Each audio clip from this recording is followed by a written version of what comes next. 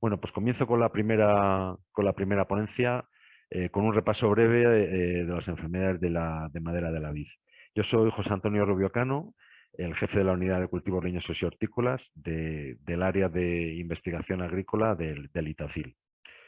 Eh, de manera rápida, un repaso, digamos que acelerado, de las enfermedades de madera de la vid a lo largo del tiempo, pues vamos a detenernos brevemente en tres o cuatro hitos, que sería pues colocarnos a finales del siglo XIX, cuando se empezaron a conocer, a estudiar y a describir algunas de estas enfermedades, sobre todo la yesca. También a principios del siglo XX la enfermedad de Petri. Bueno, pues los primeros esbozos de un problema que, bueno, pues que ya estaba presente, pero bueno, pues que no era, digamos, que con los problemas que había habido de filoxera, del oidio, del mildio, pues este era un problema añadido más, pero entendemos que no era o no causó tanta gravedad como los otros que he citado.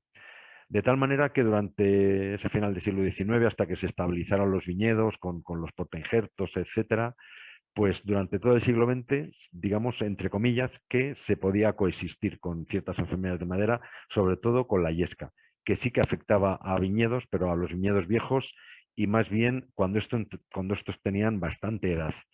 Digamos que no hubo sobresaltos más que se sabía que existía, que afectaba a los viñedos, hasta la década de los 80 y 90 del siglo pasado, que se produjo una, bueno, pues un boom de ciertas, sí, un aumento de las plantaciones, una reconversión de los viñedos en muchos países, entre ellos en España.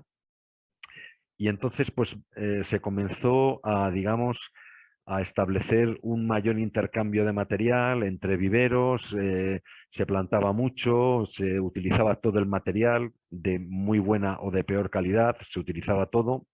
Y a esto se añadió pues otro hecho, que fue la prohibición del arsénico sódico, que era hasta entonces, o se estimaba que era el producto fitosanitario que controlaba estas enfermedades.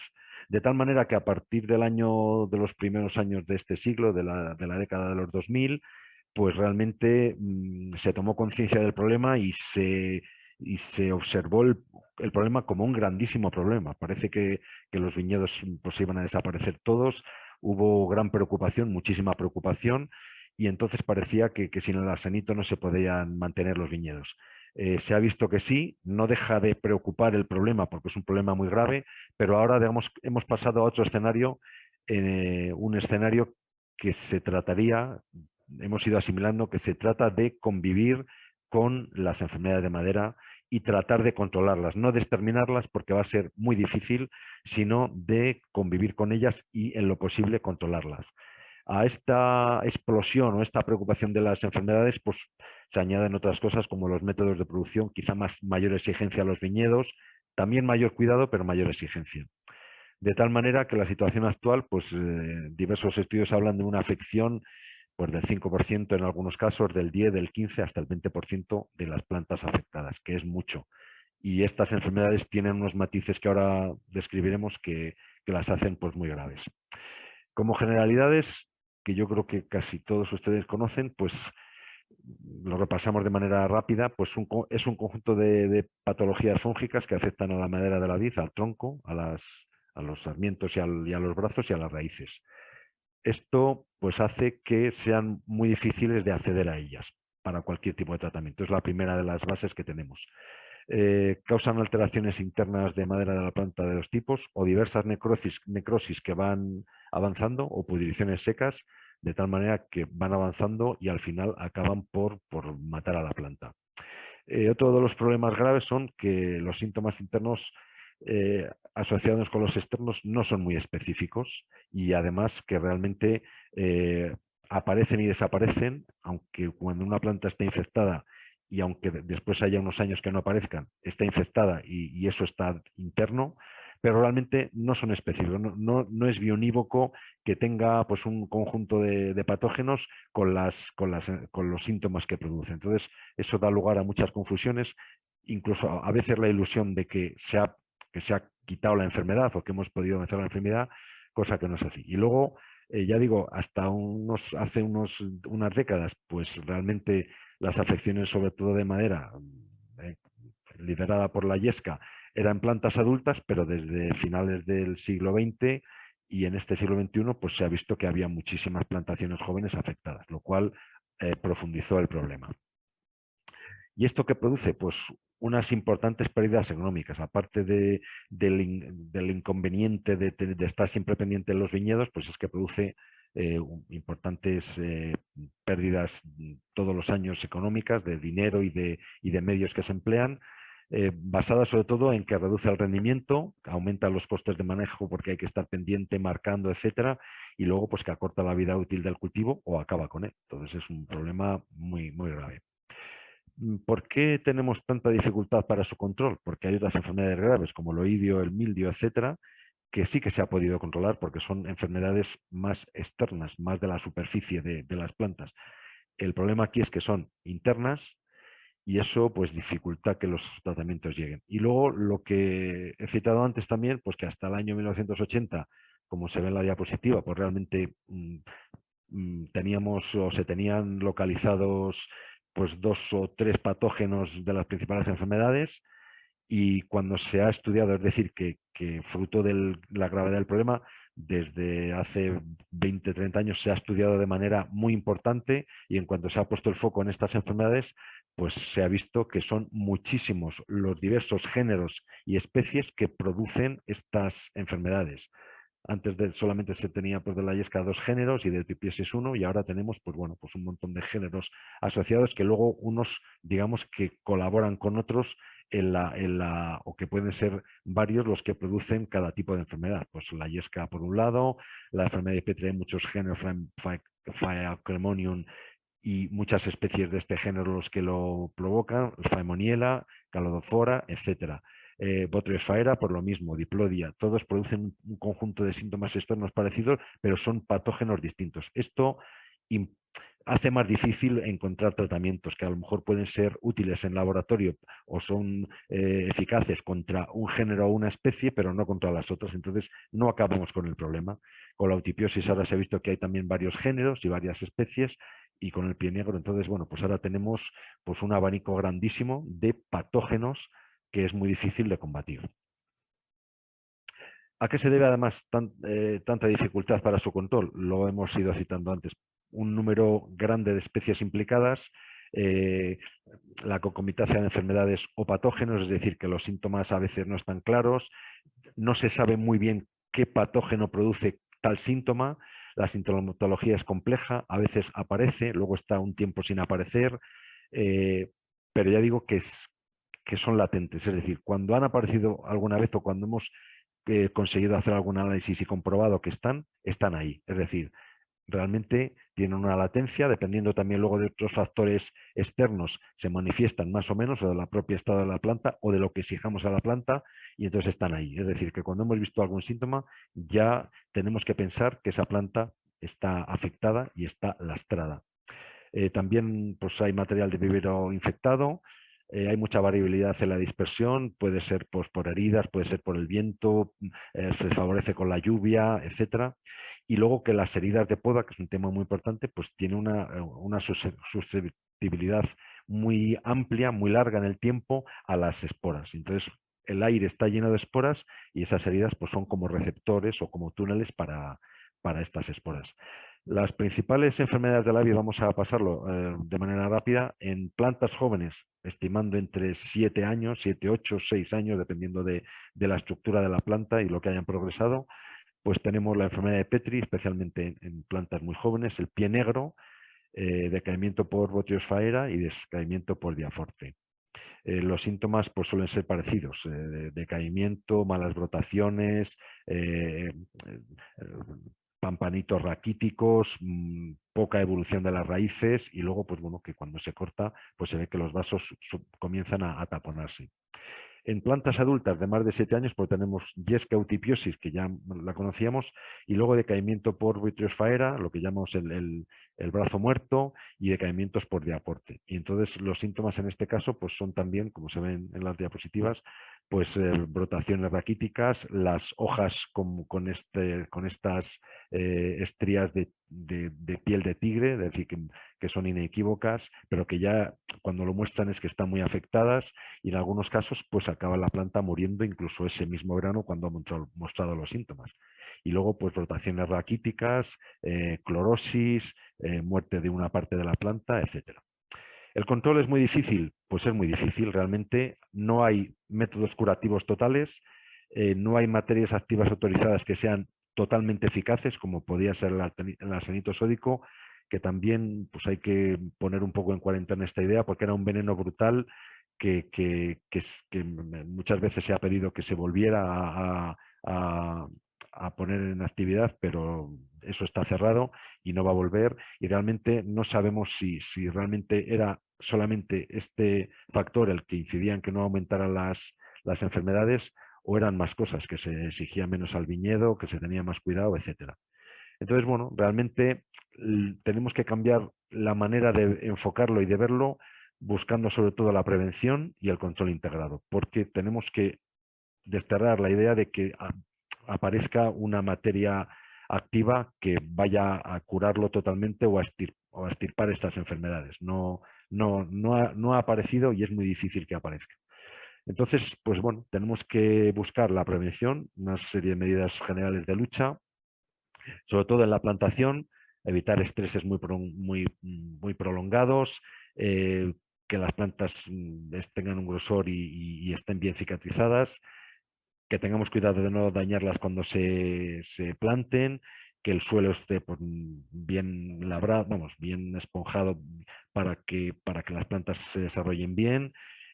Y sobre todo, una de las cosas importantes es no forzar excesivamente la formación de la planta ni la entrada de producción. Habría que intentar que la planta haga raíz, que se instale bien, que tenga tiempo para instalarse y para crecer, y si es posible, que luego depende de la urgencia económica, pues no apresurar mucho la entrada en producción.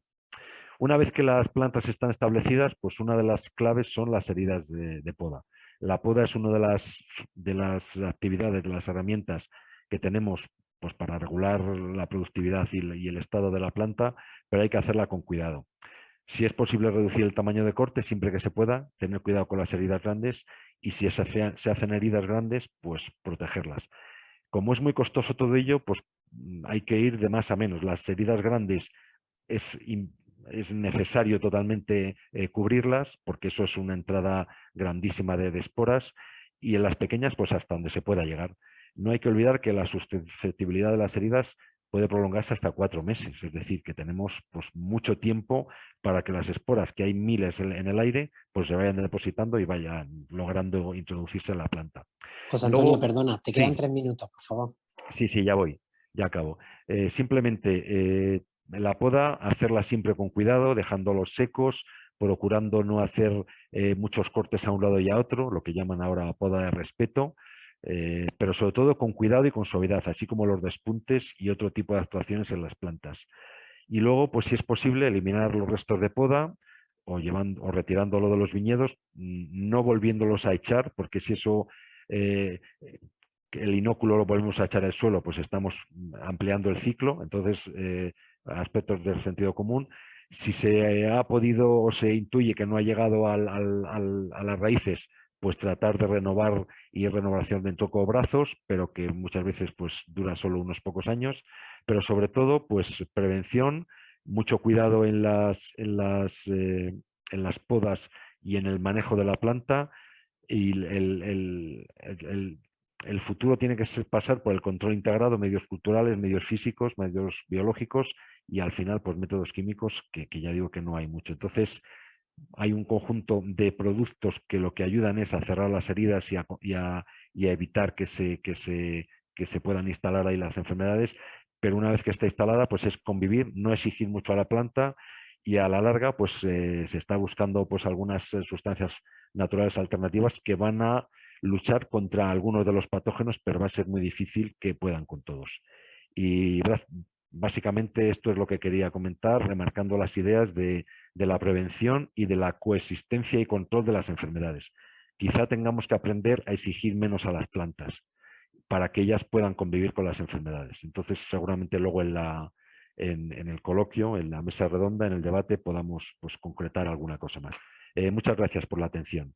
Y ahora voy a dar paso al doctor David Ruano, Rosa, que nos va pues, a comentar del proyecto Visostec, las actividades principales y etcétera. Bueno, pues muchas gracias. Deja de compartir la pantalla, José Sí, Antonio. voy.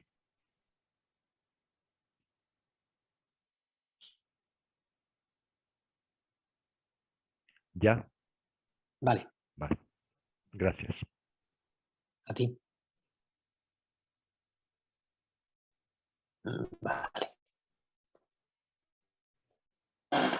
Bueno, pues como ha dicho José Antonio, mi nombre es David Ruano, soy fitopatólogo, trabajo aquí en Vitacil y bueno, voy a hablaros del proyecto Visostec, que como ha comentado es un proyecto que está cofinanciado por fondos FEADER y en el que participan 4 bodegas, que son 3 Ases, 4 Rayas, Martín Verdú y Solterra. El proyecto trata de abordar la evaluación de estrategias para la mejora de la sostenibilidad y desarrollo tecnológico del viñedo. Está dividido en 5 objetivos específicos, donde el primero aborda la evaluación de alternativas para el control de enfermedades de la madera. Estamos utilizando diferentes sustancias. Estas sustancias se podrían enmarcar dentro de lo que es la bioeconomía circular, ya que proceden de sustancias de desecho de la agricultura o de la agroindustria. Y comenzaré hablando de los hidrolatos, que son un residuo acuoso que queda del proceso de destilación de aceites cuando se hace la destilación de plantas.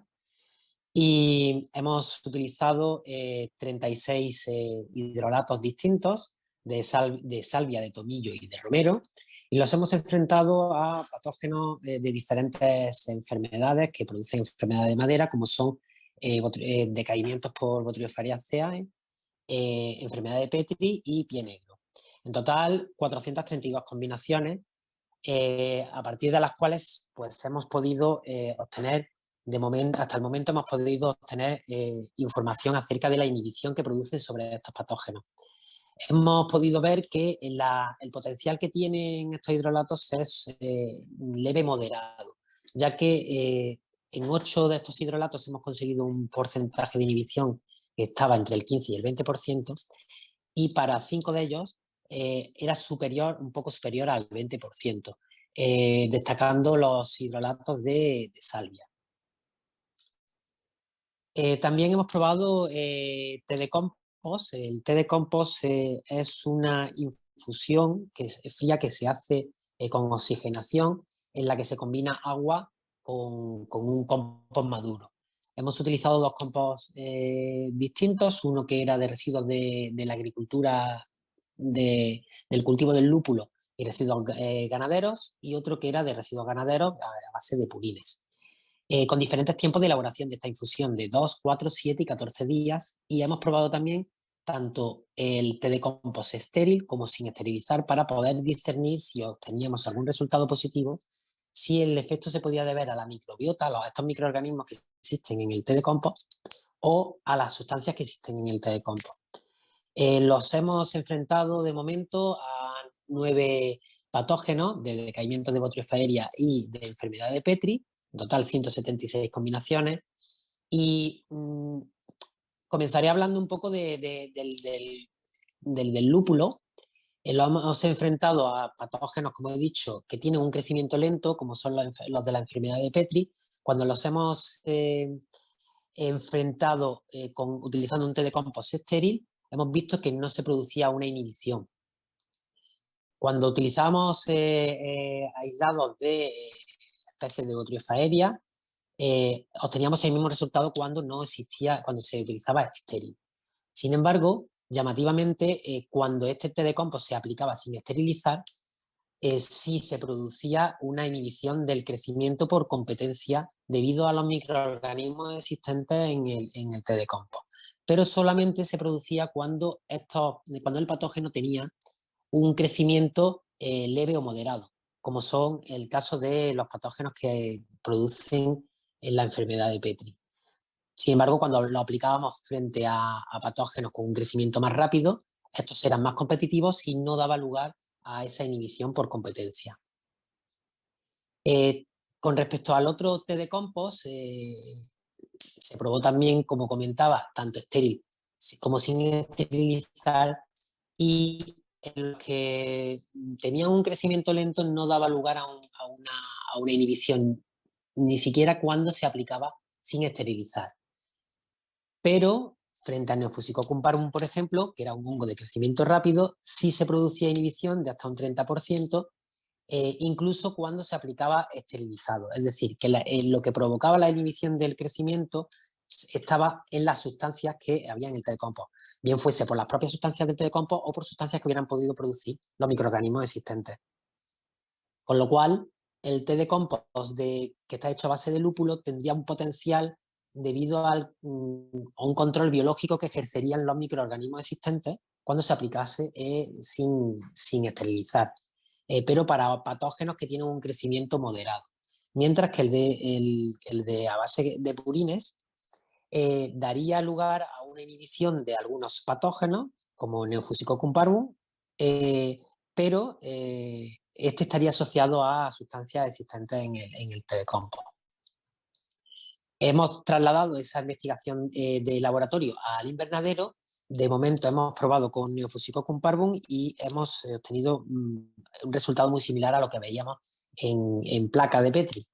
Es decir, no se ha producido en invernadero un control del patógeno en las plantas de verdejo y de tinta de toro que hemos inoculado. En este año tenemos ya puesto en marcha dos experimentos con estos patógenos de la enfermedad de Petri, con Phaemonilla clamidospora y Phaeocremonium inflatipes, que tienen un crecimiento más moderado y que esperamos conseguir la inhibición que vimos en el laboratorio. Y por último, los extractos de residuos biomásicos, que son extractos que se obtienen a partir de residuos, como puede ser, por ejemplo, de la industria del café, de bagazos de manzana y de tomate de la industria de la generación de zumos. Hemos probado estas sustancias frente a 9 especies de Botryophaeria a diferentes concentraciones, y ha destacado principalmente una de los extractos a base de café, para el cual hemos obtenido un amplio espectro de acción, es decir, ha sido efectivo frente a un amplio número de patógenos y además produciendo una inhibición que en algunos casos era superior al 50%. Como podéis ver, algunas de estas inhibiciones son moderadas, no llegan a ser a lo mejor sorprendentes, como por ejemplo en el caso de los hidrolatos, pero es que tenemos que tener en cuenta lo que comentaba José Antonio anteriormente. Tenemos que aprender que no vamos a tener, por desgracia, ninguna sustancia así que, como estaba el arsenito sódico, que inhiba totalmente el desarrollo de estos patógenos. Con lo cual, el control integrado hay que tenerlo en mente como si fuese un puzzle en el que vamos añadiendo piezas. Y estas piezas nos tienen que ayudar a no sobrepasar el umbral del daño económico. Con lo cual, cualquier avance que vayamos teniendo es un gran avance que puede producir a largo plazo un buen efecto. El segundo objetivo específico fue lanzar una encuesta para ver si podíamos arrojar luz acerca de los costes que tiene la sostenibilidad de un viñedo. Tengo que decir que necesitamos vuestra participación. Si eres viticultor, si conoces a alguien que sea viticultor, en la página del Itacil, en el Twitter del proyecto Visostec, está colgada la encuesta a la que podéis acceder. Son 5 minutos donde vais a encontrar preguntas generales como a qué denominación perteneces, qué se hace con los restos de poda. Otras preguntas para conocer qué preocupación existe en el sector y lo poco que hemos podido hasta ahora conseguir con las escasas respuestas que hemos obtenido es que sí existe una gran preocupación, que prácticamente todos consideran que está el viñedo amenazado por estas enfermedades. También preguntas acerca de qué se hace para gestionar estas enfermedades y preguntas acerca del objetivo, ¿no? Que es determinar qué pérdidas se están produciendo. Y es aquí donde más deficiencia de datos hay y donde más necesitamos vuestra ayuda. El tercer objetivo es el uso de integración de imágenes multiespectrales y estas nuevas tecnologías de las que hablará ahora después Rubén Vacas para la gestión de las enfermedades. Hemos realizado aislamiento para ver con qué nos encontrábamos, a qué nos estábamos enfrentando. Hemos visto que no había nada distinto a lo que ya esperábamos encontrar. Enfermedad de Petri asociado a Phaeocremonium, Pheumoniella, Yesca, hemos obtenido aislamientos de Sterum hirsutum y hemos tenido bastante presencia de Botrytis aéreas. Hemos identificado en parcelas de las bodegas colaboradoras plantas que su sintomatología era compatible con enfermedades de la madera. No quiere decir que tuvieran enfermedades de la madera, sino que esta sintomatología era compatible. Ya sabéis, como ha dicho José Antonio, que la sintomatología puede ser bastante ambigua y puede ser un estrés abiótico. Y tenemos en las próximas semanas vamos a realizar vuelos de dron para tomar imágenes y así poder tratar de obtener algo más de información acerca de la evolución que están teniendo estas enfermedades. Ya comentará ahora después Rubén qué se puede esperar de estas nuevas tecnologías, qué podemos obtener en la agricultura y en concreto en el viñedo. El objetivo específico 4 buscaba conocer la influencia del uso de cubiertas vegetales con plantas aromáticas pues, en diferentes parámetros, como la producción, la calidad de la uva, la erosión del suelo, el estado fitosanitario. Este objetivo pues, nos ha supuesto un desafío bastante grande. Realizar un cocultivo no es tarea fácil. Y bueno, optamos por utilizar plantas de lavandín. El primer año se utilizaron plantas a raíz desnuda, no fue muy bien, con lo cual hemos pasado a plantas con cepellón. Este año están desarrollándose mejor, pero los conejos están suponiendo un gran problema. Plantas de salvia, la salvia la hemos sembrado a voleo. El primer año comenzó desarrollándose bastante bien, pero luego se quedó muy parada durante el verano. Este año hemos vuelto a resembrar y estas semanas de sequía pues evidentemente han afectado bastante. Y con el ajenjo, que es la última planta que hemos utilizado, es curioso porque el ajenjo lo encontramos en los aledaños del cultivo, pero luego está costando bastante trabajo el que se desarrolle en condiciones en la calle. El terreno es un terreno bastante inclinado, que es muy propicio para estudiar la erosión, ya que se forman cárcavas de escorrentía. Hemos utilizado el primer año una metodología que utilizaba un sistema de anillas, pero es poco eficaz, ya que es muy complicado con la maquinaria pues, tener estos pinchos clavados en el terreno. Entonces, estamos barajando nuevas posibilidades. Y por último, el objetivo específico 5, que es ver el efecto de distintas cargas de cosecha como estrés biótico. En este no me voy a detener porque lo hablará posteriormente el doctor Enrique Barajas. Y nada, por último, comentaros que visitéis tanto en la newsletter, que podéis encontrar información del proyecto en las menciones que se hacen en la newsletter del Itacil, en la página web del Itacil y a través de redes sociales. Somos bastante activos, sobre todo en Twitter. Es un perfil abierto, con lo cual puedes acceder, incluso aunque no tenga perfil de Twitter, es arroba visostech. Ahí podéis encontrar información de lo que vamos haciendo y de el cuestionario que comentaba anteriormente, que es bastante importante, por favor, que colaboréis para que podamos obtener buena información. Y eso es todo. Muchas gracias por vuestra atención, gracias a las bodegas colaboradoras y a las personas que trabajan en el proyecto que hacen posible que vayamos obteniendo los resultados, y las personas que han ido colaborando ofreciéndonos los hidrolatos, el té de compost y estos residuos biomásicos que comentaba. Y nada, dejo de compartir y doy paso a Rubén. Creo Hola. que sí, ya he dejado de compartir y Muchas gracias, David. Y bueno, yo os voy a hablar, vamos a ver si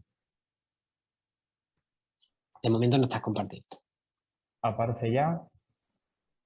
Sí, ya. Ahora sí. Vale. Os voy a hablar sobre la integración de las nuevas tecnologías para la gestión del viñedo en relación a las enfermedades de madera. Soy Rubén Vacas y soy técnico en la unidad de cultivos leñosos. Y bueno, como introducción, eh,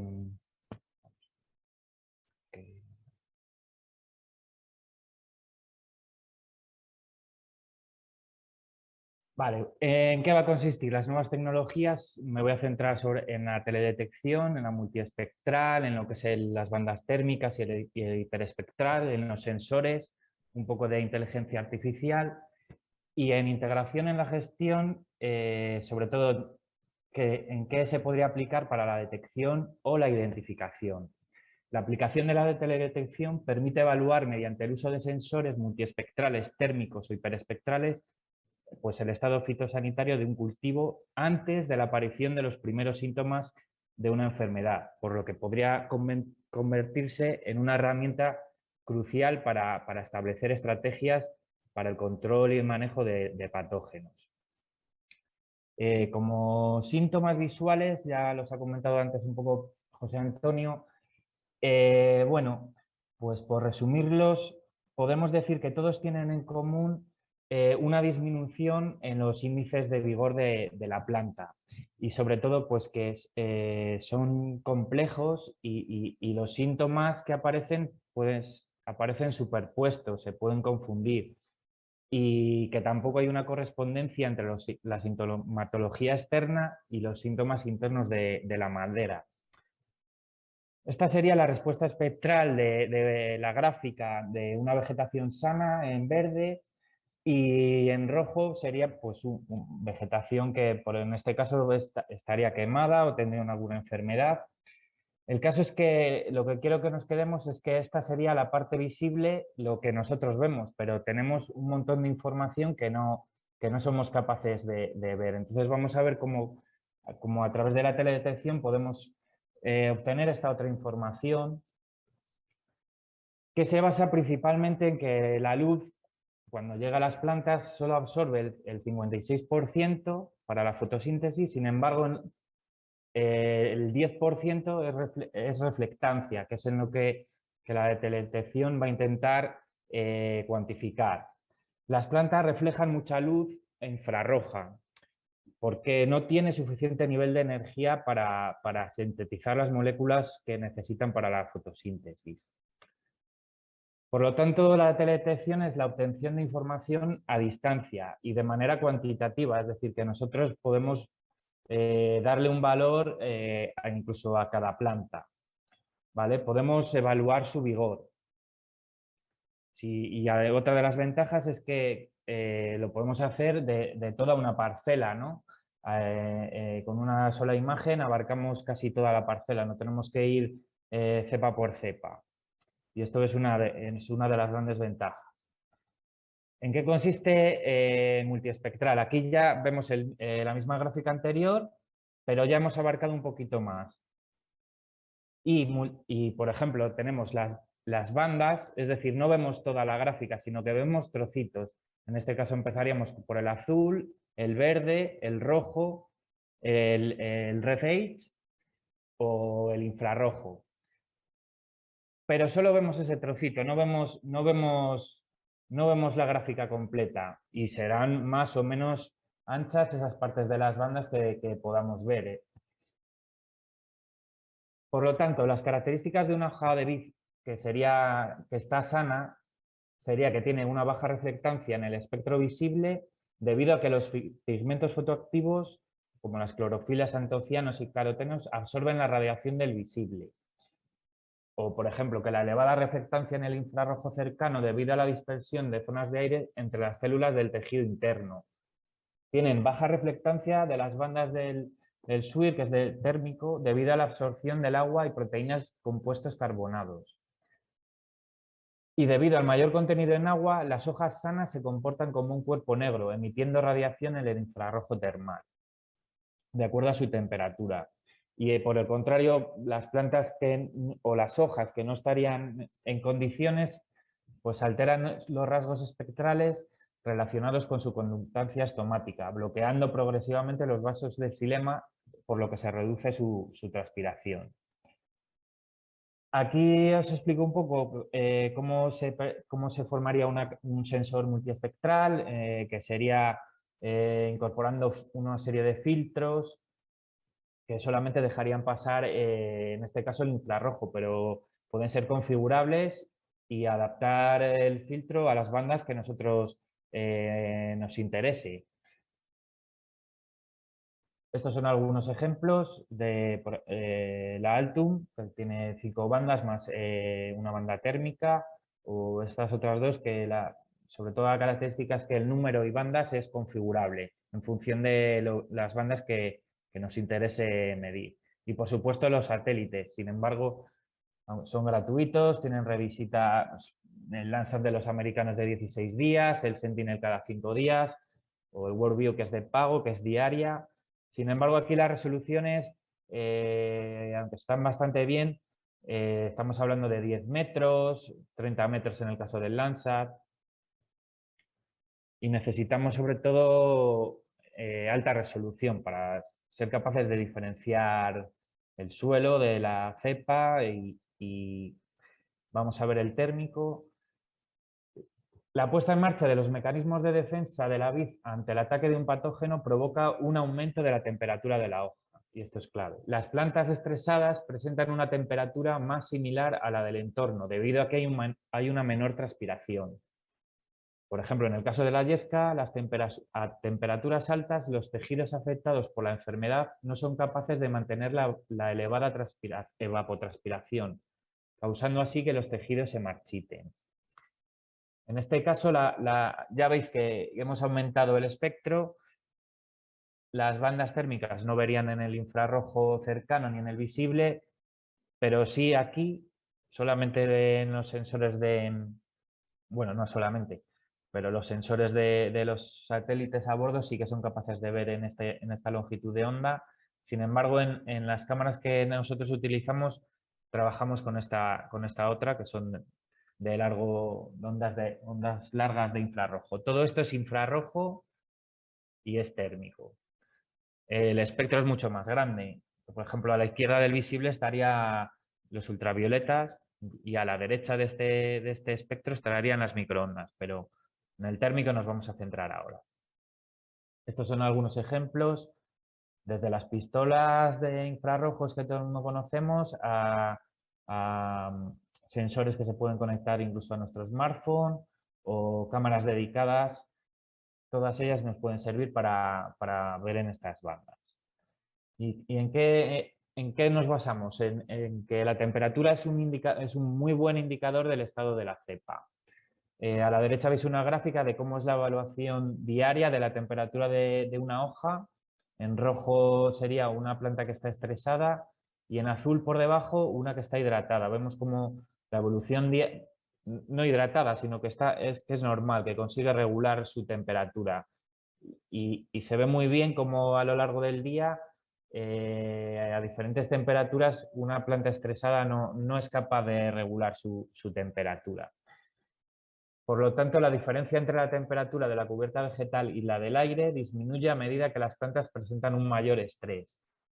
¿Por qué? Porque tienden a cerrar los estomas para evitar perder ese agua y reducen la capacidad de enfriamiento por evaporación, disminuyendo su transpiración e incrementando la temperatura de la hoja. Aquí vemos dos imágenes, una imagen es la térmica y la otra sería una RGB normal, y lo que hay que destacar aquí es que es importante que los sensores térmicos que están instalados en los drones pueden permitirnos obtener imágenes térmicas y poder diferenciar la temperatura de cada planta dentro de cada parcela de manera rápida, y que es importante tener suficiente resolución para diferenciar los píxeles del suelo de la cepa y evitar la contaminación de de estos valores de temperatura. En la viña el tamaño máximo del píxel al menos debe ser de 30 centímetros. Pasamos a la hiperespectral y aquí se ve muy bien con este ejemplo. En RGB tendríamos solamente el rojo, el verde y el azul. En el multiespectral ya vemos que podemos tener 10, 15, 20, pero siempre con márgenes estrechos o bandas más o menos estrechas. Sin embargo, en el hiperespectral, y vemos en la figura de la derecha abajo, ya vemos toda la longitud de onda completa, no vemos esas bandas, lo vemos toda la gráfica completa. En este caso, en la gráfica anterior, veríamos esa parte, incluido el infrarrojo, el SWIR. Sin embargo, no llegarían a las longitudes de ondas del térmico. Y esto se hace con aparatos como el espectroradiómetro de campo, que nos da una medida puntual en una parte de la hoja, o con cámaras nanohiperespectrales que pueden subirse a bordo de avionetas, y estos son dedicadas a imágenes aéreas, y estamos hablando de una imagen con todas esas longitudes de onda, pero no, de una imagen, no de un punto específico. Y también existen otro tipo de cámaras que, si bien la capacidad que tienen no llegan a abarcar tanto el espectro, sino que nos quedaríamos en parte del visible y algo del infrarrojo cercano. Y aquí podemos ver algún ejemplo en una planta con alguna enfermedad de la madera, y estos serían los resultados que podríamos obtener. Una gráfica en la que se ve cómo es la respuesta espectral o la firma espectral de una hoja sana, de una hoja enferma y de la madera. Vemos aquí los tres gráficos que podemos hacer alguna comparación, cómo es esa firma espectral. Estrategias, sobre todo de detección, nos tenemos que basar en que haya una alta resolución espacial para poder identificar y además darle valores a cada cepa. Si os fijáis, he puesto el ejemplo de una imagen de un satélite de una parcela hecho en un NDVI, pues es una masa de píxeles que no podemos sacar mucha información. Sin embargo, en una imagen de otra parcela hecho un índice como en el NDVI, ya sí que somos capaces al menos de diferenciar suelo, vegetación, incluso podemos ver cepas individuales. Entonces, las estrategias se basarían en realizar índices de vigor, el NDVI es uno de ellos, que son operaciones algebraicas entre bandas, mapas de estrés térmico, como el CWSI, que se basan en las diferencias de temperatura, clasificaciones supervisadas, que consiste en utilizar firmas espectrales derivadas de esas imágenes o de medidas de campo. Y después interpretar si las zonas de bajo vigor se deben a factores como el suelo, de la edad o bien de las enfermedades que estemos buscando. Rubén, disculpa, 3 minutos. De acuerdo, vale, voy abreviando. ¿Para qué? Pues para georreferenciar las cepas que sean sospechosas. Y bueno, ya por último, pues la identificación, una de las técnicas que se está empleando es la aplicación de la inteligencia artificial, que es lo que todos conocemos como cuando hemos pasado el CAPTCHA este de Google, que lo que estamos haciendo es entrenar un algoritmo de conducción automática. Lo vamos a ver con un ejemplo. Cómo funcionan estas inteligencias artificiales, un ejemplo muy básico. Si, por ejemplo, tuviéramos unos datos de grados centígrados y quisiéramos obtener, convertirlos o en qué se relacionan con unos grados Fahrenheit. Todos iríamos a Google a ver que pues, 0 grados centígrados, ¿a qué equivale en grados Fahrenheit? Y bueno, pues nos daría la respuesta inmediata o encontraríamos esta fórmula. Bueno, pues una inteligencia artificial no utiliza esta fórmula, no la utiliza. ¿Qué es lo que utiliza? Lo que utiliza son redes neuronales. Cada circulito es una red que conecta es una neurona que se conecta con otra neurona y a cada conexión le asigna un peso y a cada neurona un sesgo. Vamos a ver el ejemplo para una red muy simple de 2 neuronas en la que queremos saber 15 grados a qué equivaldría. En este caso le aplica un sesgo de 4,5 y un peso a esa relación de 1,8. Y esto lo asigna de manera aleatoria muchas veces, hasta que se va ajustando. El resultado que va a dar en esta primera es 31,5, que no es. Ya os aseguro que 15 grados no es 31,5, es 59. Pero lo va a ir probando hasta que se acerque. ¿En qué se basa? En que nosotros tenemos esta base de datos de grados centígrados y grados Fahrenheit antes, para entrenar el modelo. Esos datos les sabemos, pero no sabemos el resto de datos. Son datos de entrenamiento. Por lo tanto, se va a ir aprendiendo. Este tipo de redes se pueden utilizar, por ejemplo, para saber el valor de una finca, pues si en esos datos de entrada lo cambiamos por hectárea, si es de regadío, de secano, si es suelo, cómo es ese suelo o la distancia al pueblo, nos puede llegar a decir el valor de esa finca. Podemos hacer el mismo ejemplo, pero en este caso para buscar enfermedades de la madera, pues datos como el NDVI o la temperatura de la cepa, la edad o los días desde la brotación. Nos podría decir pues, si es yesca o qué tipo de enfermedad es. Y aquí es importante recalcar la importancia y el valor de los datos que nosotros tengamos, esos datos y relacionados con el resultado. Esto para imágenes es similar, pero sería algo más complicado. Y ya termino. Muchas gracias. Y bueno, os dejo con Enrique. ¿Vale? Dejo de compartir la pantalla. Gracias, Rubén. Bueno, buenos días. Voy a hacer la ponencia de la última ponencia de esta jornada. Como comentaba antes el doctor David Ruano, pues bueno, uno de los objetivos del proyecto Bisostes es evaluar el efecto de distintas cargas de cosecha como estrés biótico. Espera un segundín. A ver. Ahora, vale. Bueno, no hay que olvidar que la viticultura es una actividad económica y como tal actividad económica corresponde que buscar el rendimiento económico, el beneficio económico. Entonces, el beneficio económico en los viñedos, pues bueno, se puede obtener de muchas maneras. Una de ellas es pues, la maximización de la producción, pero en este caso, cuando maximizamos la producción, ¿qué es lo que pasaría con la calidad? Hay un interrogante, esto es un debate muy viejo que viene desde hace mucho tiempo, está presente y seguirá estando presente en el mundo vitícola.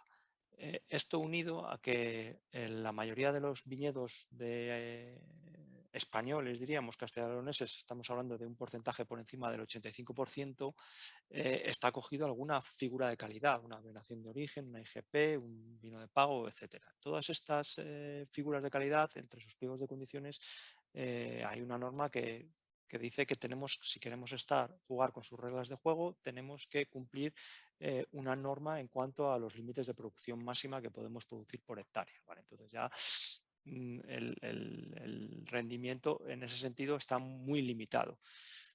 Esto por un lado. Por otro lado, claro, los viñedos no son todos iguales, sino que corresponden a una combinación, lo que se llama terroir, del tipo de suelo, de la planta y del clima, que todo eso va a influir en nuestra capacidad individual de cada viñedo. Es decir, no todos los viñedos, habrá un viñedo que tenga una capacidad muy alta de producción manteniendo la calidad por diferentes circunstancias, ya sea por el material vegetal, por el vigor del suelo, el tipo de suelo, por el clima que es de una manera o de otra, o bien un viñedo todo lo contrario, que con menos capacidad productiva pues no se tiene esa calidad. Entonces se hace necesario en muchos de estos casos el ajustar el rendimiento. El ajuste del rendimiento no hay que olvidar que ya empieza con elecciones tan tan importantes como puede ser el dónde ubicamos la parcela, qué tipo de material vegetal, qué densidad de plantación obtenemos, y ya cuando tenemos instalado nuestro viñedo, pues podemos actuar sobre todo sobre el número de yemas por hectárea, de cómo vamos a podar nuestro viñedo, es decir, nuestro número de yemas por cepa, y una vez que tenemos esto establecido, para hacer el ajuste más fino, digamos, para poder jugar o entrar dentro de esas limitaciones legales que nos dicen las denominaciones de origen, los pliegos de condiciones, pues la técnica más empleada es el aclareo de racimos.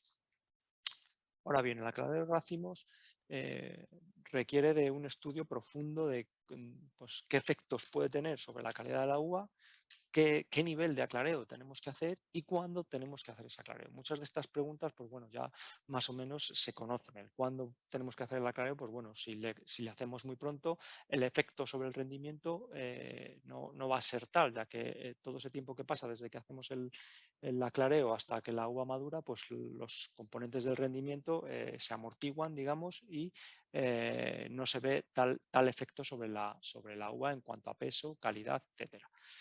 El cuánto, pues bueno, también el cuánto va a tener que ver con la capacidad individual de lo que comentábamos anteriormente de ese viñedo.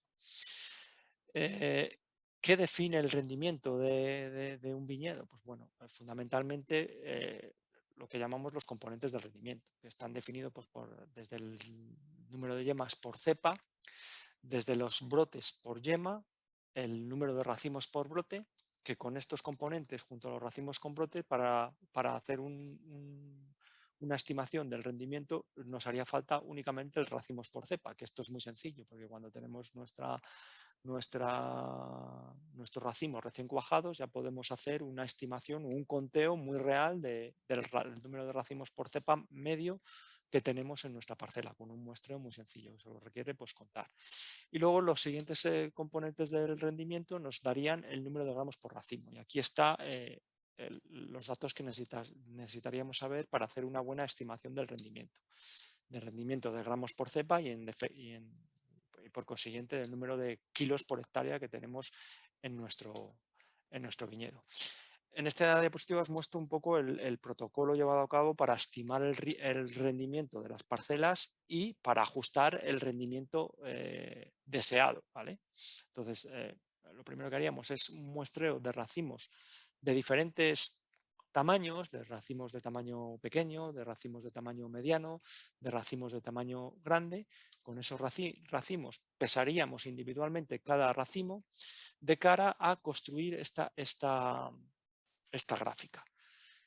En esta gráfica, ¿cuáles son los datos que metemos? Pues bueno, el peso de cada uno de los racimos, contar que en esta parte estarían los racimos pequeños, en esta parte estarían los racimos de tamaño mediano y en esta parte estarían los racimos de tamaño grande. A cada uno de esos racimos hemos analizado y hemos contado el número de vallas que tiene para racimos para construir esta relación. Esta relación no deja de ser una relación que relaciona el peso del racimo con el número de vallas por racimo. Con esta ecuación, que tenemos un alto porcentaje de ajuste, porque estamos por encima de 0,9, concretamente para la variedad tempranillo, que es la que hemos hecho el estudio, una vez que tenemos esta relación, el siguiente paso sería hacer un muestreo aleatorio de racimos en campo. Es decir, contaríamos aleatoriamente un X racimos de nuestro campo y pesaríamos esos racimos y veríamos cuál es nuestro peso medio del racimo de esa parcela. Una vez que tenemos nuestro peso medio del racimo de esa parcela y sabemos el número de vallas por racimo, pues podemos hacer nuestro cálculo del rendimiento. Que eso sería, pues bueno, pues sabiendo el número de vallas por racimo y el peso estimado de la valla. Este es el único input que metemos a nuestro modelo que es estimado, que realmente no hemos medido. Entonces aquí es el valor que tenemos que meter a nuestra ecuación para obtener el peso del racimo y por consiguiente la estimación del rendimiento. Si podemos contar con un histórico de nuestra parcela de pesos de valla, pues este peso de la valla en los estudios previos y bibliografía consultada, pues bueno, varía poco, es de la estimación del rendimiento que varía más o menos poco. Entonces, con este peso estimado de valla tendríamos el peso del racimo Si, por ejemplo, tenemos 200 bayas por racimo a 1,5 gramos por valla, pues teníamos un racimo de 300 gramos por racimo. Como tenemos una estimación del número de racimos por cepa, pues sabríamos más o menos el nivel productivo de cada cepa, en kilogramos por cepa, gramos por cepa, etc. Y así obtendríamos un rendimiento.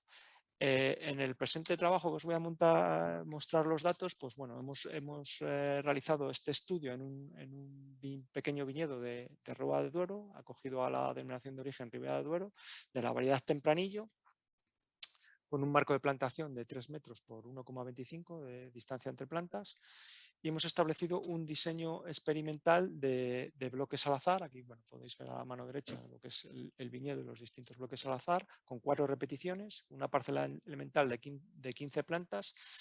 Es un sistema de conducción en espaldera con un sistema de poda de cordón rollat bilateral, podado a 6 pulgares de 2 yemas por cepa. En total nos da una carga de yemas de 33.330 yemas por hectárea. Los tratamientos experimentales que se han estudiado es intentar a lo que hemos denominado ajustar a una carga alta de cosecha, que estaríamos en torno a 9.000 kilogramos por hectárea, estaríamos por encima de lo que permite la legislación en la DO Ribera de Duero, una carga media que sería 7.000 kilogramos por hectárea, que es la carga máxima que permite el ADO, y una carga baja que serían 5.000 kilogramos por hectárea. De acuerdo a los datos anteriores y construida nuestra relación que os he mostrado anteriormente, pues el ajuste tendría que ser para aproximarnos a estas cargas, tendría que ser de 10 racimos por cepa en la carga alta, de 8 racimos por cepa en la carga media y de 6 racimos por cepa en la carga baja. Esto es aproximado porque contar que no podemos ajustar justo a los 9.000 kilos, porque no podemos, a lo mejor tendríamos que dejar 9 racimos y medio. Entonces, para dejar ese medio va a ser complicado. Entonces, el ajuste pues, se intenta que sea por números enteros, ¿vale? Bueno, aquí tenéis unas fotografías de una vez realizado el ajuste. Contar que este ajuste, todas estas operaciones se realizan cuando empieza el estado fenológico del embero, que es cuando realizamos esta operación de acareo, puede tener cierto efecto sobre la producción final en cuanto a pues bueno, el ajuste. Una vez en el embero ya el peso de valla está bastante aproximado y el peso del racimo pues bastante aproximado a lo que vamos a tener en la realidad. Entonces, bueno, aquí tenéis diferentes fotografías una vez realizado el ajuste a 9.000 kilos, 7.000 y 5.000 kilos. Vale. Pues los objetivos de este trabajo, pues bueno, comprobar en un primer momento lo que es la capacidad de ajuste del método empleado, y en segundo momento, pues bueno, lo que es el objetivo principal de este trabajo, que es conocer qué es lo que pasa con las características de esa uva y posteriormente del vino con distintas cargas de cosecha. Como os he comentado, se hace el ajuste al inicio del momento del embero, utilizando nuestra ecuación previamente que hemos calculado. Y bueno, los resultados obtenidos, pues bueno,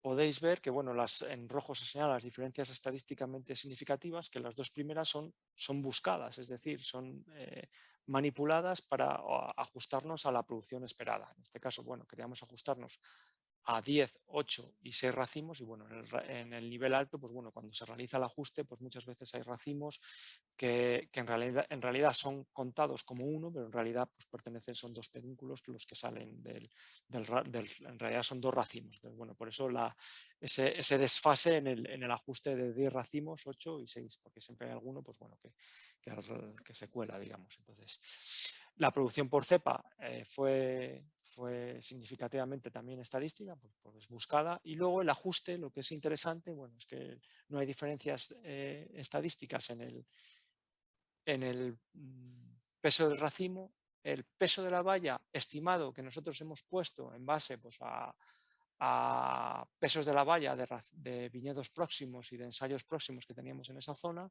con esa climatología parecida, nosotros pusimos que era una estimación de un 1,9.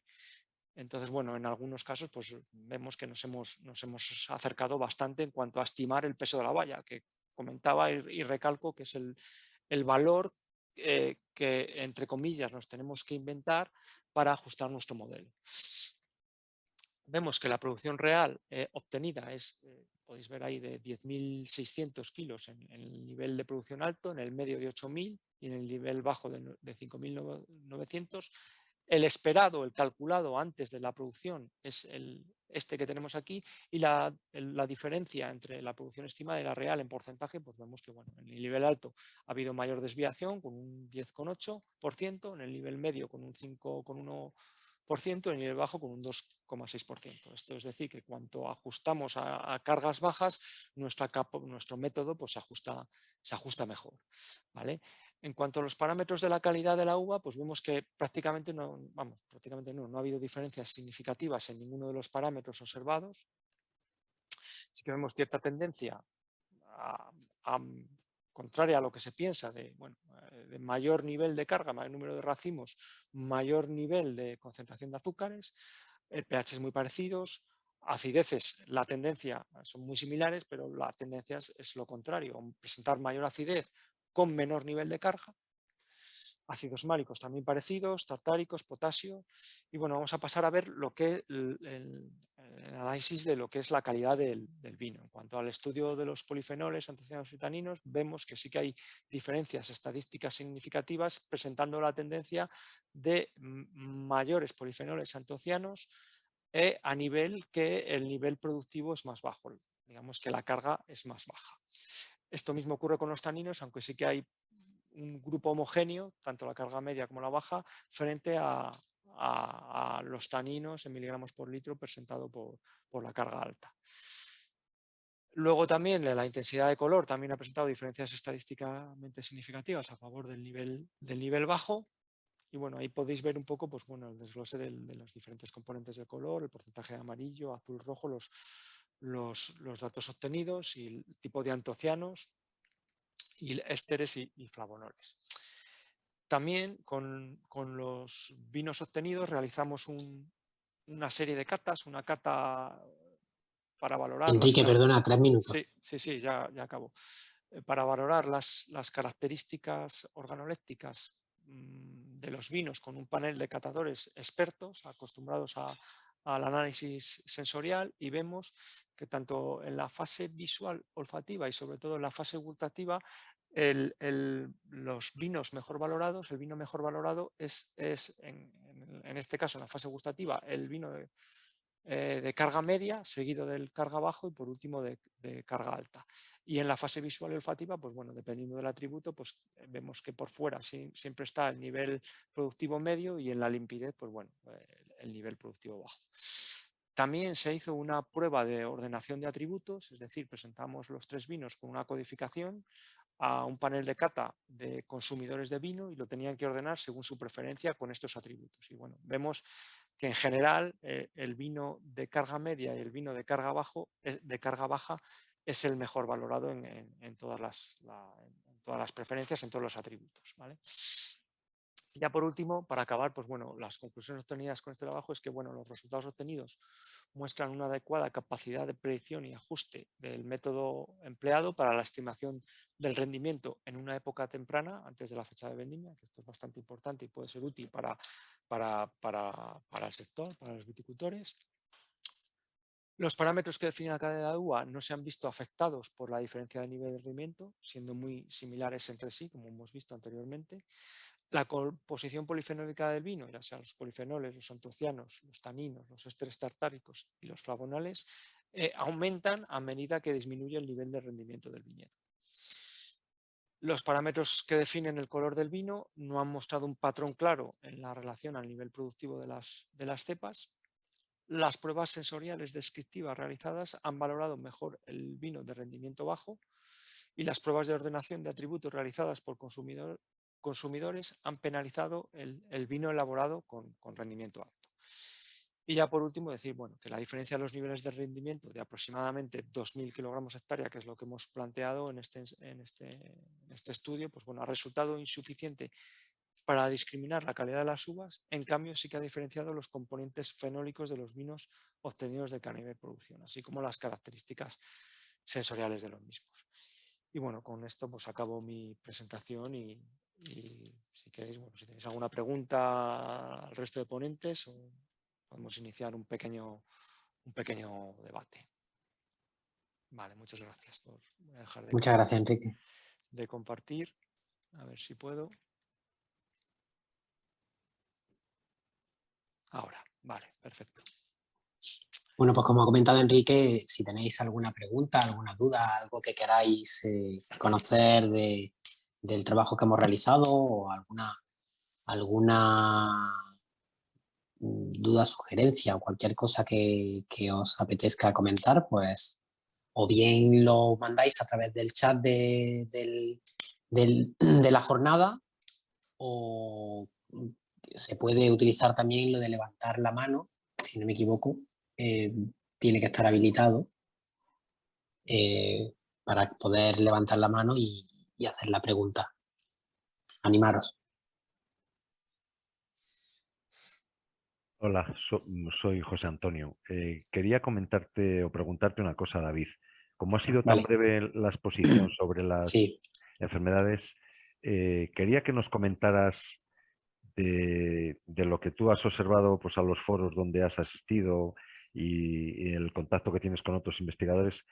Por dónde va la gestión de las enfermedades de madera en un futuro a medio plazo? Porque ahora realmente solamente indicamos a los viticultores que es con prevención, con el manejo, etcétera, pero ¿tú crees que va a haber alguna sustancia que al menos pueda en parte ayudar?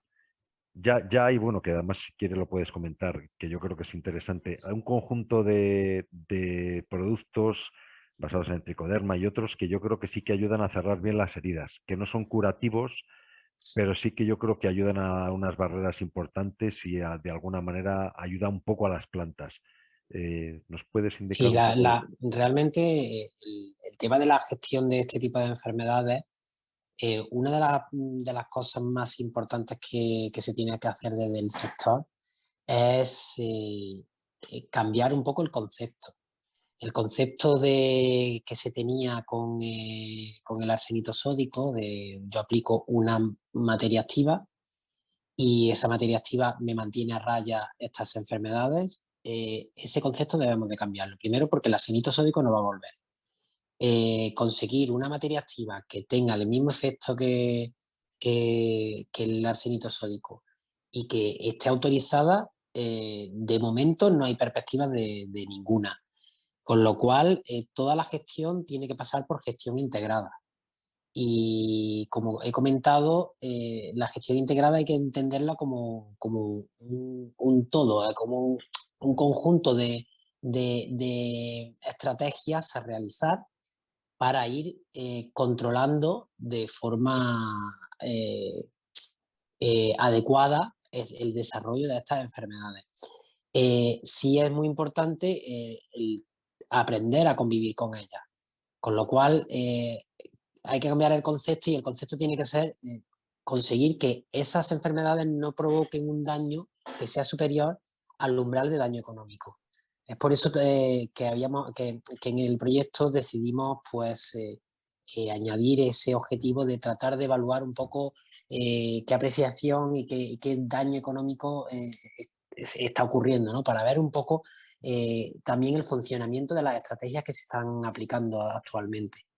Entonces, la estrategia debe de pasar por el control integral.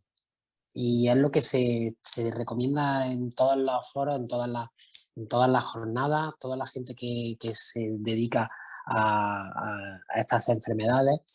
Sí es cierto que van apareciendo cada vez más productos, pero productos que muchas veces los agricultores comentan que no, que lo utilizan, pues, productos, por ejemplo, a base de tricoderma, a base de sustancias más naturales, que lo aplican y que siguen teniendo incidencia de enfermedades.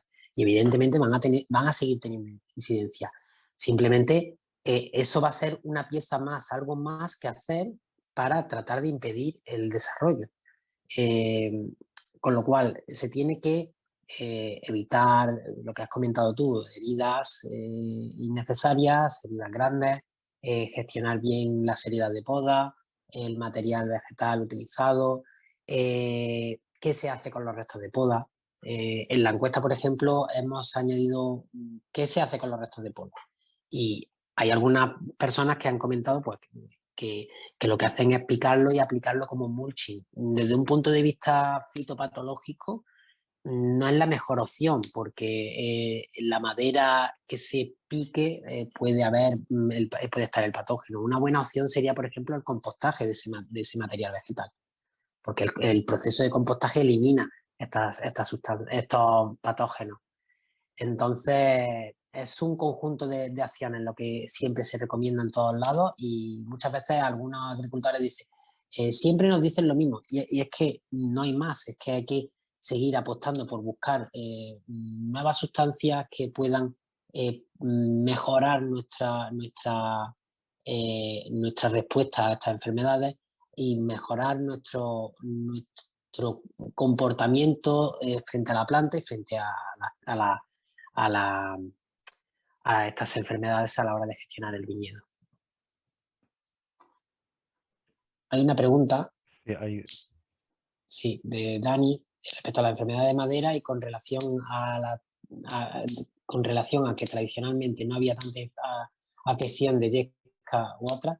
¿Se ha probado la diferencia entre viticultura convencional, ecológica y biodinámica?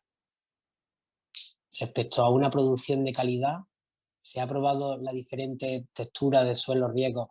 Vale, en lo de con respecto a si hay diferencia, entiendo que si hay diferencia entre una viticultura convencional, ecológica y biodinámica a la hora de que aparezcan más enfermedades de madera. Sí, yo creo que se refiere a eso. Bueno, se podría contestar a eso, sí. Luego, sino que nos matice la pregunta, pero bueno, se podría ir por ahí.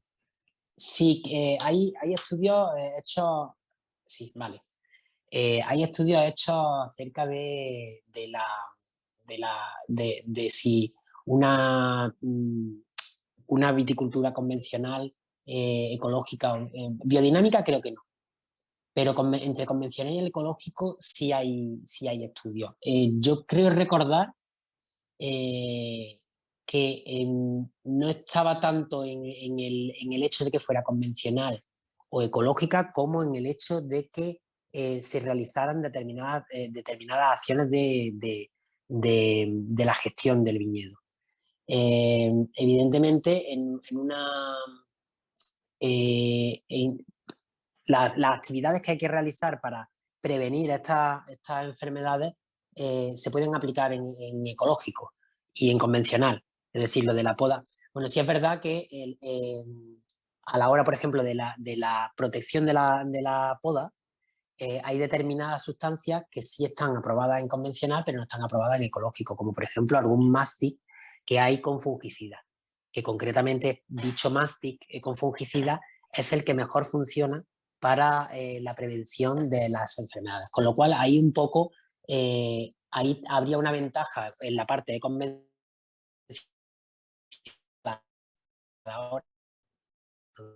en la protección de la salud que en ecológico, que solamente podríamos aplicar pues, los productos o bien un mástic sin fungicida o un mástic aplicando estos productos a base de tricoderma.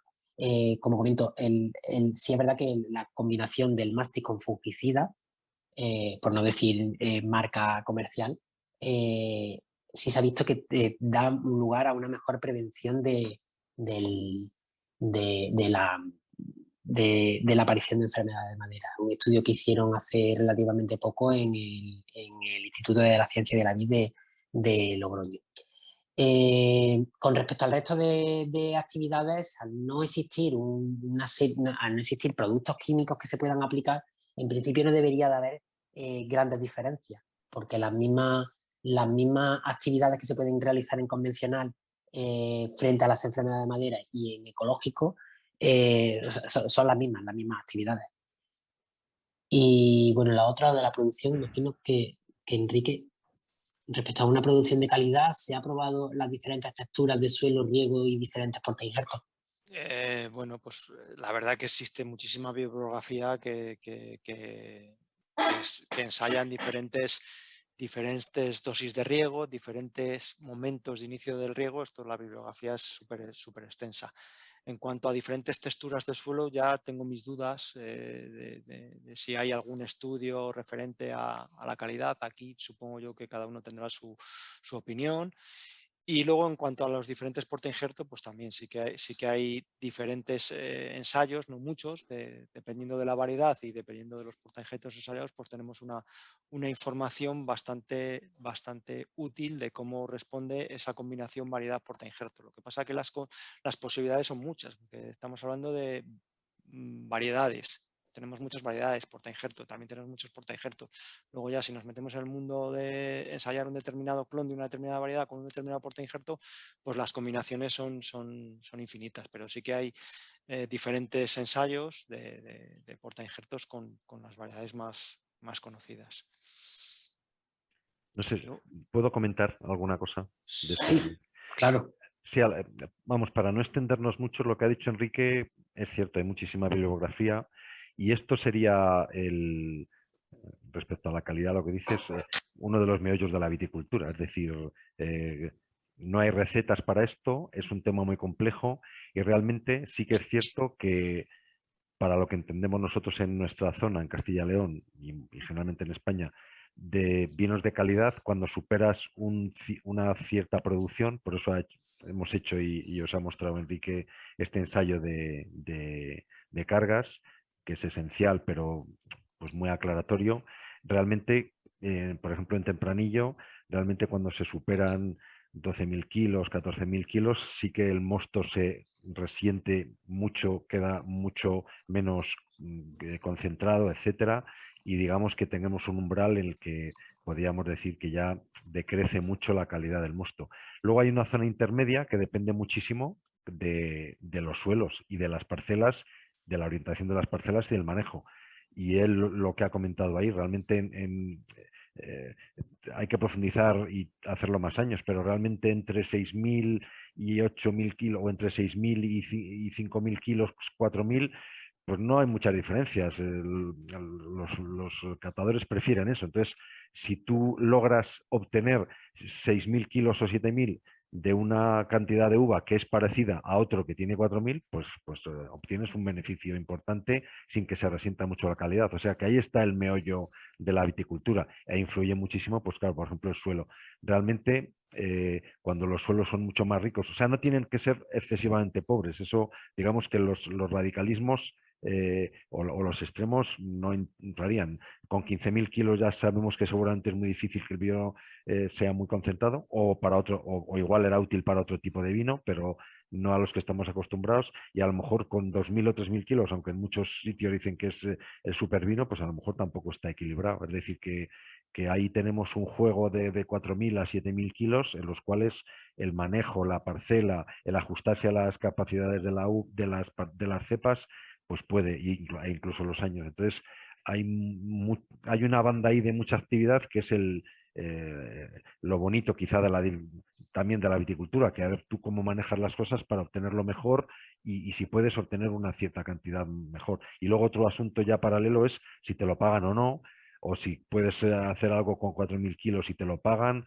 o mucho más que a uno que tenga 7.000, eso ya es otro contar. Y luego indicar que se están ampliando mucho los abanicos del gusto de los vinos, y ahora parece que el péndulo está variando un poco hacia vinos menos concentrados, más frescos, más bebibles, y a lo mejor eso permite que con una mayor cantidad de uva pues puedas obtener ese vino y acercarte a los límites que marca la denominación, o al límite que hemos visto en el ensayo. Es decir, que era una de las ideas que, lo que comentas del abanico de los vinos, era también una de las ideas que claro, se planteaba con el objetivo este que he comentado, en el que se ha hecho un cocultivo con plantas aromáticas, porque está registrado que esta convivencia del viñedo con determinadas plantas aromáticas puede dar lugar también a una mejora de las cualidades claro, sí, organolépticas del vino.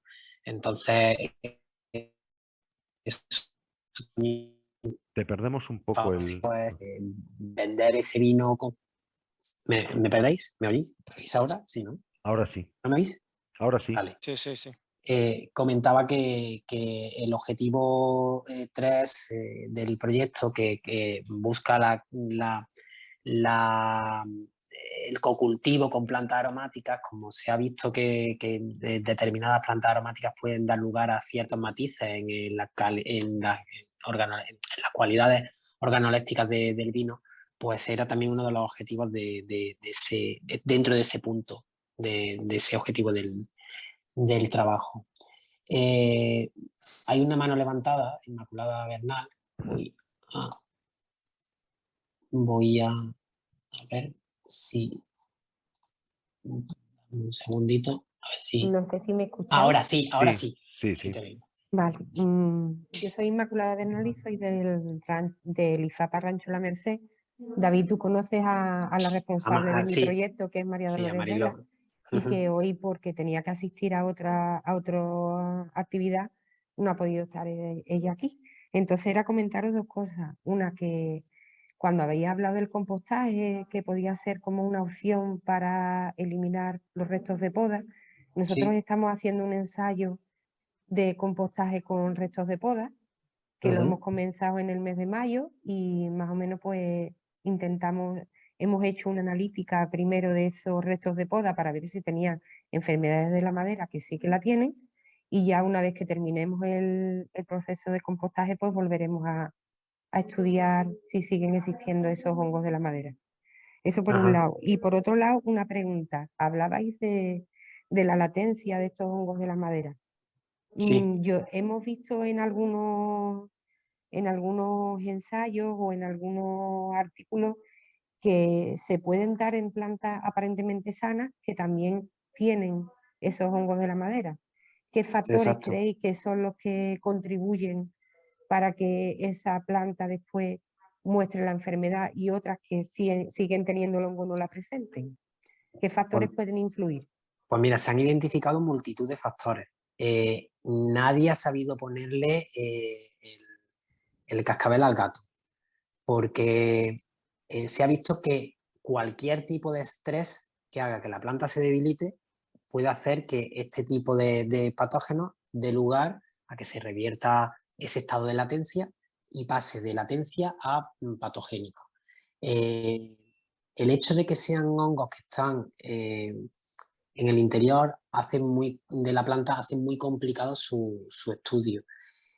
Además, ya no solamente que sea complicado el estudio, es que estamos hablando de que, además lo habréis observado, cuando cortáis una planta, sí se ven necrosis, pero cuando tú haces aislamientos de esas necrosis en el laboratorio, no te aparece un patógeno.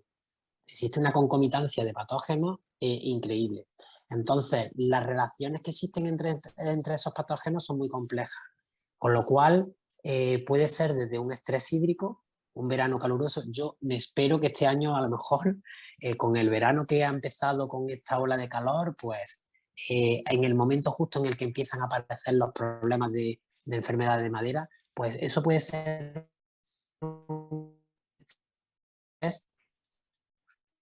suficientemente importante lo siguiente, y que se produzca la visualización de los síntomas de la enfermedad, el patógeno pase de ese estado de latencia a un estado patogénico. La presencia de otro patógeno podría ser, o la presencia de una plaga que provoque un estrés muy fuerte en la planta también. Ya te digo que nadie se atreve realmente a ponerle a decir esto 100% ocurre, porque luego ves que tienes plantas que un año te producen síntomas y al año siguiente le has hecho una poda sanitaria y el año siguiente no te producen síntomas, pero la de al lado, que el año anterior, que estaba justo al lado y que estaba sometida a las mismas condiciones, no había producido síntomas y ese año te produce síntomas. Entonces existe todavía un bastante desconocimiento de qué hace que salgan de la latencia, ¿sabes? Se sabe que son esos estreses, tanto bióticos como abióticos, pero el proceso, al ser tan complejo, al haber tantos patógenos implicados, es muy complicado todavía determinarlo al 100%, ¿sabes? Habías comentado también lo del compostaje. que me parece muy interesante y además es de esperar que un compostaje bien hecho, que alcanza entre 60 a 70 grados las pilas de compostaje durante un tiempo prolongado, junto con la microbiota existente en la pila de compost, dé lugar a que se limpie de patógenos el compost. No sé luego cómo vais a hacer la determinación, mediante aislamiento, mediante métodos moleculares. Inmaculada, ¿tiene el micrófono cerrado? Ya. Vale. Ya. De principio me imagino, nosotros estamos trabajando con la Universidad de Córdoba y Sí. normalmente nosotros lo que hemos hecho, bueno, en este caso lo que hemos hecho es mandarle directamente una parte de los restos de sarmiento que hemos utilizado en el compost antes de triturarlo. Bueno, en el triturado, antes de mezclarlo con los otros componentes, lo hemos mandado allí a la U con Carlos Agustí, y él es el que nos ha estado analizando la muestra. Ya una vez que esté terminado, pues me imagino que haremos lo mismo, que volveremos a mandar Vale. una muestra del compost ya terminado, y ya que ellos nos hagan, también intentaremos aquí hacer un poquito. Aquí en el proyecto nuestro de enfermedades de la madera, pues es verdad que estamos empezando a trabajar un poquito el protocolo de aislamiento, pero nos quedamos más que nada en la parte de morfología de las colonias de hongo que salen. Vale. Ya el resto del protocolo lo mandamos normalmente o bien al CICITEC o bien a la U. Vale, muy bien. Hay otra mano, muchas gracias por tu participación. A ti. Hay otra mano levantada de Ángel García. Hola, buenos días. Hola, buenos días. Hola. ¿Me oye? Vale. Sí, se te oye, Sí. se te oye. Muchas gracias a todos en primer lugar, muy interesante. Y bueno, Gracias. a mí hay una cosa que me genera muchas dudas, bueno, una no, muchas cosas, pero una en relación a las enfermedades de la madera, y es que Sí. se habla mucho de productos que seguramente tengan algo de efecto, se habla mucho de la poda de invierno, la poda de respeto, del flujo de savia, que indudablemente es de suma importancia, y aunque esté de moda ahora hablar de ello, es algo que en los libros de principios del siglo XX ya se Ya se hablaba. Pero hay una cosa que rara vez se cita, no sé si en esta ocasión se ha citado porque he llegado un poco tarde, pero es sobre la poda en verde, que en muchos casos poda en verde un poco tardías ya con diámetros de pámpano importantes, se producen con condiciones ambientales, humedades relativas más elevadas, temperaturas en principio más favorables para el desarrollo de los hongos, y rara vez se cita. Entonces, es algo que me genera dudas. No es una pregunta cerrada, es más bien una pregunta abierta para saber qué opináis al respecto. Y nada, muchas gracias. Nada, gracias a ti por la... Sí, es verdad que se suele siempre hablar no se suele mencionar mucho la poda en verde.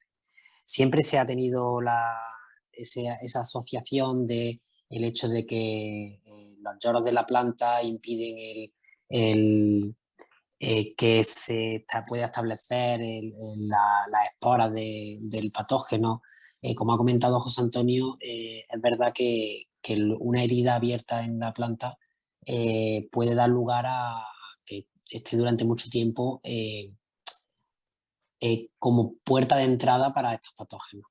Con lo cual, cualquier herida, si es verdad que diámetros muy pequeños, que es con lo que se suele producir la herida el diámetro de la poda en verde, por regla general suele ser muy pequeño, entonces suele haber menos problemas de colonización, hasta donde yo tengo entendido. No tengo mucha más información acerca de la poda en verde y de la relación con la enfermedad de madera, pero te animo a que me envíes tu correo electrónico si estás muy interesado, y ponlo si quieres, mándame a través del chat de tu correo electrónico y te puedo buscar información sobre este tema, ¿sabes? Porque sí es verdad que lo que tú dices tienes toda la razón. Siempre se habla de las la realidad es que siempre se ha visto que el mayor porcentaje de infecciones se producen con plantas en las que tiene un diámetro considerable lo que es la herida. Entonces, por eso siempre se piensa más no se piensa tanto en la poda en verde. Pero envíame tu correo, por favor. No sé si... Me gustaría Sí, comentar una es cosa. que, sí, eso te iba a decir, si José Antonio tiene alguna apreciación también al respecto. Sí, mira, según lo estaba diciendo, realmente se ha dicho, y también en frutales, que cuando ya la planta está en actividad, el flujo de no solamente los lloros, sino luego ya el flujo de la savia que va a las hojas, etcétera, que cierra mucho más rápido las pequeñas heridas. Es decir, en la poda en verde, pues también hay grados. Es decir, yo supongo que una poda en verde hecha a tiempo, que realmente muchas veces con el dedo tocas un brotecito que está a lo mejor peor implantado y se cae solo, pues eso no ha generado mucha herida y es probable que la propia planta enseguida lo tape. No quita para que haya esporas y que eso pueda ser vía dentada, eso está claro. Sí, Pero además, la época en la que se suele hacer la poda en verde en determinadas zonas puede coincidir con una presencia elevada de esporas porque es sí, un momento claro. adecuado en el ambiente. Entonces, sí, no anda mal la pregunta y más teniendo en cuenta determinadas zonas, Eso ¿sabes? por un lado. Y luego yo creo que intuitivamente, realmente, si te has retrasado un poco en la poda en verde, ya los brotes ya se han insertado un poco más fuerte y que cuesta, además, bueno, se ve diferencia entre variedades y se ve también diferencia de inserción y algunas variedades que, como se dice, que se encañonan bien, que digamos que el brote está bien insertado y si le quitas, realmente no solamente hacer la herida del brote, sino un poco alrededor, con lo cual ahí el peligro yo creo que sí que es mucho mayor. Pero bueno, también ahí hay grados y también pues en la propia visión de cuando se hace la poda en verde, pues te puede indicar que cuanto más gruesos sean, mayor es el esfuerzo, incluso si tienes que utilizar tijera a veces, pues realmente ese grosor ya es mayor y todo es más costoso y tiene mucho mayor riesgo. Eso intuitivamente se vería. Y luego, según ha hecho la pregunta, dentro de las prácticas en conjunto que se hacían o que se hacen ahora y que antes no se hacían, no había caído yo en eso, pero realmente hasta hace unos años yo creo que se hacía poca poda en verde. Realmente a mediados de siglo, digamos que se intervenía menos en los viñedos porque, bueno, quizá tampoco había tanto margen en los viñedos como últimamente que las denominaciones de origen ha hecho que se pague más la uva, etcétera. Y a lo mejor eso ha contribuido también a que se extiendan. Es un factor en el que no había pensado, pero podas en verde pues peor hechas o eso, que se hace un poco a barullo y se rompen cosas, pues a lo mejor eso ha producido más vías de entrada en las que no habíamos caído, como una de las prácticas que se hacen ahora, que igual pensamos que todo lo que se hace bien y a lo mejor no es así. Entonces, bueno, la pregunta me parece interesante en ese sentido porque además yo creo que se estudia menos la relación de las enfermedades de la madera con la vía de entrada que pudiera ser la poda en verde. Realmente yo una cosa que sí que quisiera añadir era que en las cepas, en los viñedos, cuanto menos agresivo se sea, mejor. Es decir, que cuanto más suave sea la poda en verde, es decir, si hemos ajustado bien el vigor en la poda en seco, se hacen prácticas para que no haya digamos que retener mucho las plantas porque tengan mucho vigor, que eso viene pues desde la implantación, el portainjerto, todo lo que se haga, incluso los despuntes, cuanto más leve sea todo, mucho mejor.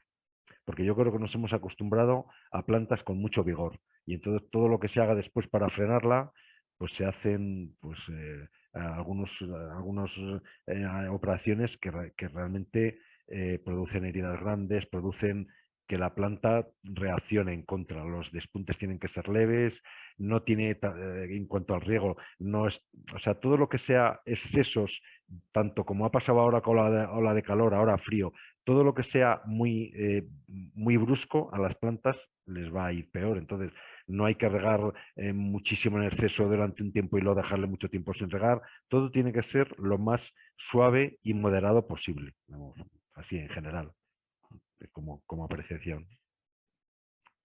Y no sé si hay alguna pregunta más o si alguien quiere comentar alguna cosa más.